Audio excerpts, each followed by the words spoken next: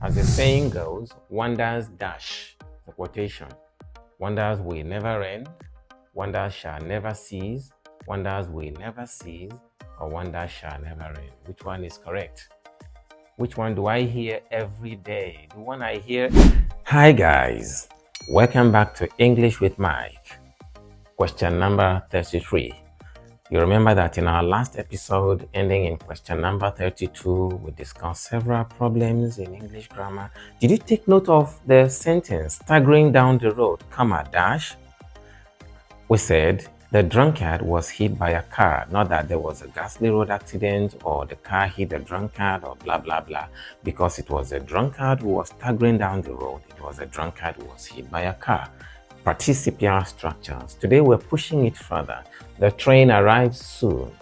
Dash, let's grab a coffee. That is between now and when the train arrives, let's grab a coffee. Now, which of them best captures that realization? That's the requirement here. What would most Nigerian users of English say? In the meantime, in the meantime, for the meantime, or for the meantime? Well, there is nothing like for the meantime or in the meantime in English. So we have eliminated options A and C. Sorry if you chose either of them, not any, because we're talking of two options. So if you chose either of them, I'm sorry. The choice is between B and D. So which is correct? Grammatically, in this case, in the meantime. Why? Because in the meantime means the time that elapsed, during the time that elapsed between one action and another. Between one action and another. For example, I'm seriously searching for a job. In the meantime, I manage photography.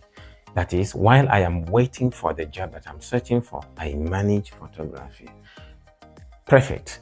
There are contexts in which we use for the meantime. For example, the new manager resumes in 2 weeks. In the meantime, or rather for the meantime, the secretary takes his place. The secretary takes his place. So this one is in the waiting period. When talking about a waiting period, specific waiting period, temporary period, just a temporary period. So that's correct. However, in this context, the better of the two options is C.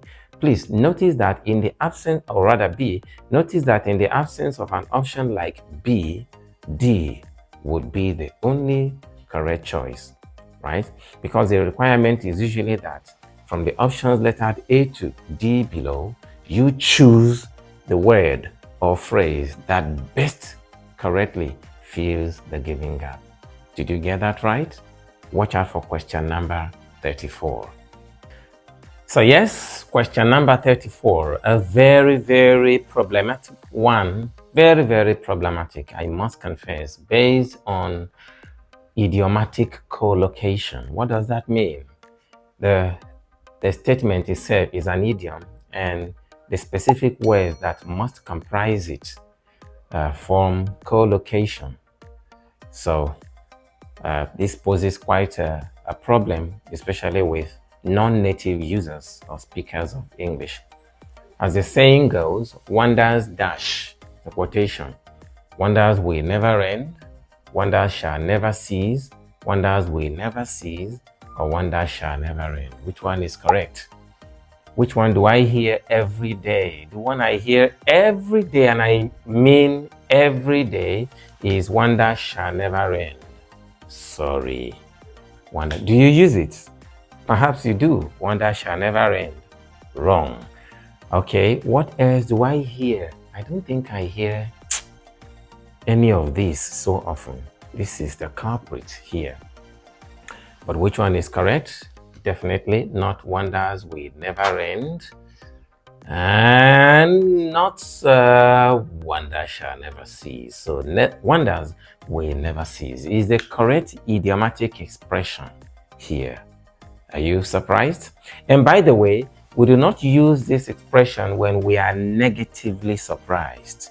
We use it when we are positively surprised. For example, if someone lower than you in status, but abuses you, you don't say, "Ha, you abused me." Wonders will never cease. No. It is when someone does something beautiful and you didn't expect this thing from that person. For example, suppose that a 4-year-old girl paints you. He paints you and wow, there is such striking verisimilitude. Verisimilitude. Okay, meaning closeness to reality. Verisimilitude. Resemblance, a very striking resemblance or identity between the painting and you. What? You painted me at age 4. Wonders will never cease. Any such positive surprise. Do you understand how it is used and the grammatical components, not components, of that idiomatic expression? Well done. Question number 34. Question number 35. The dash causing havoc again. The riffraff is causing havoc again. The riffraffs are, the riffraff are, or the riffraffs are. Which of them is correct? Which one do you use? Which one do you hear? Riffraff is a plural noun that appears singular because it doesn't take an S.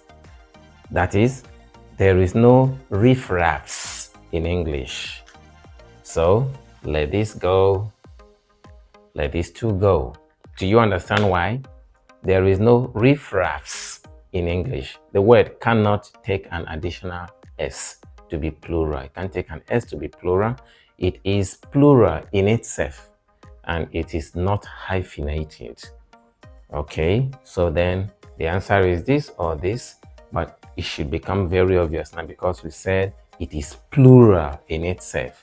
Therefore, it cannot take a singular verb. The answer is riffraff. Recap. Riffraff, this word, is typically plural in form, even though it does not appear in the plural form with an S. All right? So because it is plural, it often takes a plural verb. And because it doesn't take an S to be plural, any word that has an S here is wrong. So then, riffraff, plural, are plural. This is one of the fundamental principles of concord in complex sentences, that is subject-verb agreement, which we haven't treated anyway. A singular subject must attract a singular verb. A plural subject must attract a plural verb and not vice versa. Right? So the riffraff are causing havoc again. Who are the riffraff? Like hooligans, people in the vicinity who are known for making trouble for whatever reason because they are criminally inclined. They must be at least 2 since this is plural and they must attract a plural verb. If it is not very clear, please drop your query in the comment section below. I will attend to that, trust me. Question number 36. So yes, here's the climax of this episode with question number 36. We toiled dash. We toiled hard all day in the sun. We toiled in the sun hard all day. We toiled all day hard in the sun. Or we toiled hard in the sun all day. By the way, in the sun, not under the sun. So we say we worked in the sun or we worked in the rain, not under the sun, not under the rain. We'll explain that when we treat prepositions, use of prepositions. You see why it's in the sun and in the rain, not under. Please take note. All right, so which of them is the correct sequence of adverbs? This question is extracted from or is based on the sequence of adverbs. Just as we have the sequence of adjectives in English, we also have the sequence of adverbs. So which of them presents the correct sequence for this train? Oh, which one do you use? Which one do you use? Or which one do you hear? As for me and my family, we use option D. Why? The formula is simply MPT. If you remember MP3, you know MP3. If you remember it, it will guide you. But this is MP3 or MPT. So that means that adverbs of manner come before adverbs of place, before adverbs of time, in that order. So we toiled in the manner here, in this place, this time. MPT. Do you understand the formula? Very simple.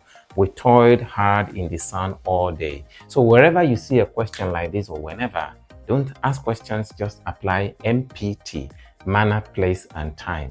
Manner, place, and time. And the option, the correct one, will be very clear. So this is where we peg it here on grammar. This is English with Mike, proudly sponsored by Cheshire Internet Test and Training Center, Manchester, United Kingdom. Remember to consult us for home tutorials, whether online or in person, especially online. Very soon we meet again. See ya.